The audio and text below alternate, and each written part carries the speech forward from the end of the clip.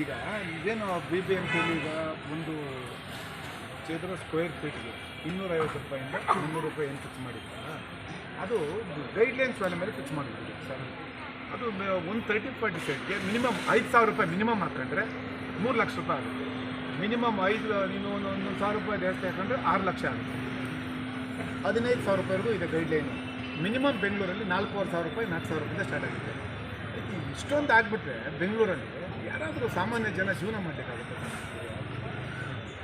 ಇದಕ್ಕೇನು ಸರ್ ಇದೇನು ಇದು ಜನರ ಪರವಾಗಿ ಜನ ಯಾರು ಬೆಂಗಳೂರಲ್ಲಿ ಬದುಕೋಕ್ಕಾಗಲ್ಲ. ಆಮೇಲೆ ಯಾರು ಈಗ ಬಡವರು ಟ್ಯಾಕ್ಸ್ ಕಟ್ಟೋಕ್ಕಾಗಲ್ಲ ಅಂತಂದರೆ ಈಗ ಅದಕ್ಕೊಂದು ಕಾಯ್ದೆ ಮಾಡ್ಕೊಂಡಿದ್ದೀರಿ. ಮನೆಗಳನ್ನೂ ಯಾರು ಬೇಕಾದರೂ ಯಾವಾಗ ಬೇಕಾದ್ರೂ ಸೀಜ್ ಮಾಡ್ಬೋದು. ಹಿಂದೆ ಎಲ್ಲ ಇತ್ತು ಆ ತಮಟೆ ಹೊಡ್ಸ್ಕೊಂಡು ಯಾವುದೋ ದೊಡ್ಡ ದೊಡ್ಡ ಕಂಪ್ನಿಗಳಿಗೆ ಮನೆಗಳವರು ಟ್ಯಾಕ್ಸ್ ಕಟ್ಟಲಿಲ್ಲ ಅಂದರೆ ಅದಕ್ಕೊಂದು ಕಾಯ್ದೆ ಮಾಡ್ಕೊಂಡಿದ್ದೀರಿ. ಈ ರೀತಿ ಮಾಡಿಬಿಟ್ರೆ ಅದು ಟ್ಯಾಕ್ಸು ಅವೈಜ್ಞಾನಿಕವಾಗಿ ಈ ರೀತಿ ಟ್ಯಾಕ್ಸ್ ಫಿಕ್ಸ್ ಮಾಡಿಬಿಟ್ರೆ ಯಾರು ಮಾಡೋಕ್ಕೆ ಟ್ಯಾಕ್ಸ್ ಮಾಡಿದ ಅಥವಾ ಇಲ್ಲ ಸರ್. 3 ಲಕ್ಷದಿಂದ ಅದೆಲ್ಲ ಆಗುತ್ತೆ ಸರ್. ಈಗ ಆಗಲಿ SLP ಹಾಕ್ಕೊಂಡು ಆಲ್ರೆಡಿ ಕೋರ್ಟಲ್ಲಿ ಅದೇನಾಗಿದೆ ರೆಗ್ಯುಲರೈಸ್ ಮಾಡಲಿಕ್ಕೆ 50% ಬಿಲೋ ಇದ್ದರೆ ಈಗ ಆಲ್ರೆಡಿ ಇದೇ ಸರ್ಕಾರ ಮಾಡಿ ಆಗಲಿಲ್ಲ. ಆಗ 50% ಬಿಲೋ ಇದ್ದರೆ ಮಾಡ್ಬೋದು, 50% ಎಬೋ ಇದ್ದರೆ ಮಾಡೋಕ್ಕೆ ಆಗಲ್ಲ ಅಂತ. ಬೆಂಗಳೂರಲ್ಲಿ ಸರ್ ಯಾವ ಬಿಲ್ಡಿಂಗೂ 50% ಬಿಲೋ ಇಲ್ಲ. ಪಾಯಿಂಟ್ ಇಷ್ಟೇ, ನಾವು ಮೊದಲು ತೆರಿಗೆ ತಗೊಳ್ತಿದ್ದೀವಿ. ಯಾರು ಖಾತಾದಲ್ಲಿ ಇಲ್ಲಿಗಳಾಗಿ ಕನ್ಸ್ಟ್ರಕ್ಷನ್ ಮಾಡಿದ್ದು ಅವರಿಗೆ ಮಾತ್ರ ನಾವು ಕೊಡ್ತಾ ಇದ್ದೀವಿ.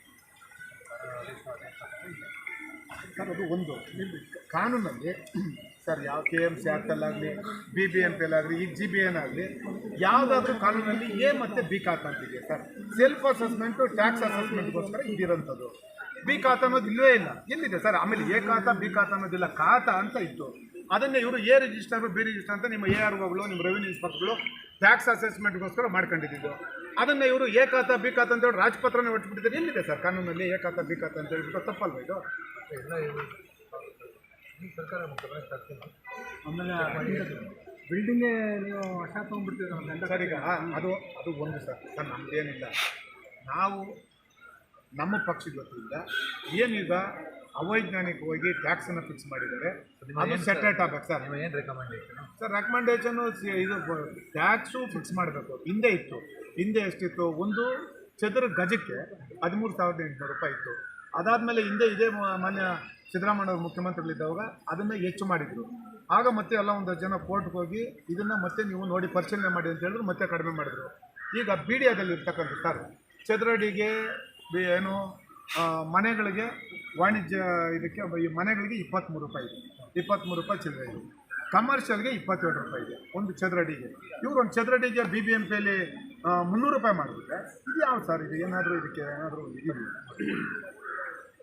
ಸರ್? ತಮಗೆ ಒಂದು A ಖಾತಾ B ಖಾತಾ ಅಂತ ಯಾವುದಾದ್ರೂ ಕಾನೂನಲ್ಲಿ ಇದೆಯಾ sir?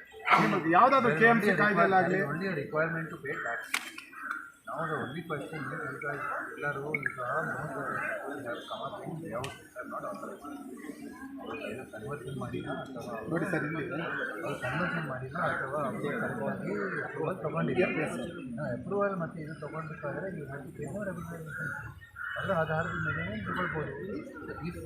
Is allows for any revenue ನಲ್ಲಿ if they have not taken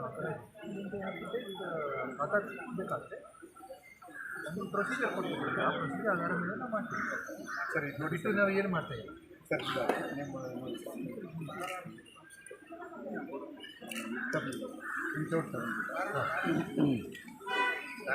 for administrative convenience ಮಾಡ್ತಾ ಇದ್ದಾರೆ.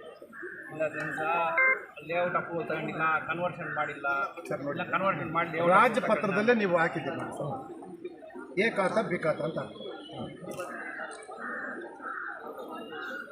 ಈ ರಿಜಿಸ್ಟರ್ ಅಲ್ಲಿ ಇರ್ತಕ್ಕಂಥ ಖಾತೆಗಳು ಬೇಕಾಗ್ತದೆ ಸರ್. ಒಂದು ನಿಮಿಷ, ನೀವು A ರಿಜಿಸ್ಟರ್ B ರಿಜಿಸ್ಟರ್ ನೀವು ನೋಡಿ ಸರ್ ರಾಜಪತ್ರದಲ್ಲೇ ಮಾನ್ಯ ಕರೆಕ್ಟ್ ಸರ್ A ಖಾತಾ B ಖಾತಾ ಅಂತಿದೆ. ರಿಜಿಸ್ಟರ್ ಅಂತೇಳಿ ಮೆನ್ಷನ್ ಮಾಡಿ ರಾಜಪತ್ರದಲ್ಲೂ ಹಂಗೆ ಇದೆ ಸರ್.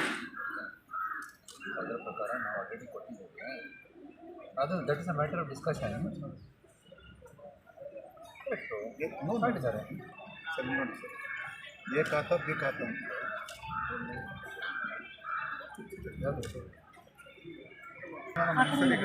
ಸಿಂಗಲ್ ಫ್ಲಾಟ್ ಇದೆಯಲ್ಲ ಸರ್, 2,000 ಸ್ಕ್ವೇರ್ ಮೀಟ್ರ್ ಇದೆ ಅಂದರೆ ಅರ್ಧ ಎಕರೆ ಇದೆ, ಸುಮಾರು 1,70,00,000 ಕಟ್ಟಿ. ಅದೇ ನೀವು 1 ಎಕರೆಗೆ ಎಷ್ಟು 2,70,00,000 2,81,00,000 ಕಟ್ಟಬೇಕು ಸಿಂಗಲ್ ಫ್ಲಾಟ್ 5%. ಆಮೇಲೆ ಅದ್ರ ನೀವು ಸರ್ ಅವೈಜ್ಞಾನಿಕವಾಗಿದೆ ಸರ್, ಏನು ಅದಕ್ಕೆ ಯಾರು ಕಟ್ಟೋಕ್ಕೆ ಆಗಲ್ಲ ಸರ್. ಸರ್ ಈಗ sir sir guidance value link ಮಾಡಿದ್ಮೇಲೆ ಯಾರು ಟ್ಯಾಕ್ಸ್ ಕಟ್ಟಲಿಕ್ಕೆ ಆಗಲ್ಲ ಸರ್. ಆಮೇಲೆ ಏನು ಬೇಕಾದ್ರೂ ಕಾಯ್ದೆ ಮಾಡ್ಕೊಂಡು ಯಾರು ಜನ ಟ್ಯಾಕ್ಸ್ ಕಟ್ಟಲ್ಲ ಸರ್. ನನಗೆ ಗೊತ್ತಿರೋ ಒಂದು ಸರ್, ತಮಗೆ ಗೊತ್ತಿರ್ತಕ್ಕಂಥದ್ದು ಸರ್, ಎ ಖಾತಾ ಬಿ ಖಾತಾ ಅಂತೇಳಿ ಒಂದು ಮಾಡ್ಕೊಂಡಿದ್ದೀವಿ ಸರ್. ಈ ಕಡೆ ಅದೇ ಸರ್, ಎ ಖಾತಾ ಬಿ ಖಾತಾ ಅಂತೇಳಿ ಏನು ಮಾಡ್ಕೊಂಡಿದ್ದೀವಿ ನಿಜವಾಗ್ಲೂ ಸರ್ ಇದು ದೊಡ್ಡ ಒಂದು ಬೆಂಗಳೂರು ಜನಕ್ಕೆ ಮಾಡ್ತಾ ಇರ್ತಕ್ಕಂಥದ್ದು ದೊಡ್ಡ ಮೋಸ. ಆಮೇಲೆ ಇದು ಯಾರು ಕಟ್ಟೋದಿಲ್ಲ. ಆಮೇಲೆ ಯಾರಾದರೂ ತೆರಿಗೆ ಪದ್ಧತಿನ ಇದು ಮಾಡ್ಕೊಂಬಲ್ಲ ಸರ್. ತೆರಿಗೆ ಪದ್ಧತಿನ ಈ ರೀತಿ ಮಾಡಿದ್ರೆ ಯಾರು ಆಗುತ್ತೆ ಅದನ್ನ ವೆರಿಫೈ ಮಾಡಿ ಹೇಳ್ತೀನಿ. ಫಸ್ಟ್ ಆಫ್ ಆಲ್ ಒಂದು ಬಿ ಸರ್ಕಾರ ಮಾಡಿದ ನಿರ್ದೇಶ ಸರ್ಕಾರ ಗಮನ ಸರ್, ಅದನ್ನು ನಾವು ಸರ್ಕಾರ ಮಾಡ್ತಾರೆ ಸರ್. ಇಂಪ್ಲಿಮೆಂಟ್ ಮಾಡ್ತಕ್ಕಂಥದ್ದು ತಾವೇನೆ, ಅಥವಾ ಚೀಫ್ ಕಮಿಷನರ್ ತಾವೇ ಮಾಡಬೇಕು. ಇದನ್ನು ಇಂಪ್ಲಿಮೆಂಟೇಷನ್ ಮಾಡೋಕ್ಕಾಗುತ್ತೆ ಸರ್. ಬಿ ಖಾತಾ ಅಂತೇಳಿ ಸರ್, ಈಗ ಒಂದು ಇಡೀ ಬೆಂಗಳೂರು ನಗರದಲ್ಲಿ 2003ರಲ್ಲಿ ಬೆಟರ್ಮೆಂಟ್ ಟ್ಯಾಕ್ಸ್ ನೀವು ಸ್ಟಾಪ್ ಮಾಡಿದ್ರಿ.